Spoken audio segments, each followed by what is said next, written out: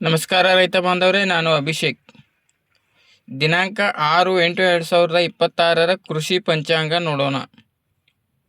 ಯಾವ ಕೃಷಿ ಚಟುವಟಿಕೆ ಮಾಡಲು ಯೋಗ್ಯ ಸಮಯ ಅಂತ ತಿಳಿದುಕೊಳ್ಳೋಣ. ಇವೆಲ್ಲವೂ ಗ್ರಹಗಳು ಮತ್ತು ರಾಶಿ ನಕ್ಷತ್ರಗಳ ಚಲನವಲನ ನೋಡಿಕೊಂಡು ಕೃಷಿ ಕಾರ್ಯ ಮಾಡುವುದು.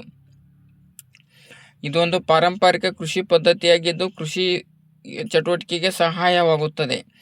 ಪರಾಭವನಾಮ ಸಂವತ್ಸರ ಆಷಾಢ ಮಾಸ. ದಿನದ ನಕ್ಷತ್ರ ಭರಣಿ ನಕ್ಷತ್ರ. ಸೂರ್ಯ ಕರ್ಕಾಟಕ ರಾಶಿಯಲ್ಲಿ, ಚಂದ್ರ ವೃಷಭ ರಾಶಿಯಲ್ಲಿ.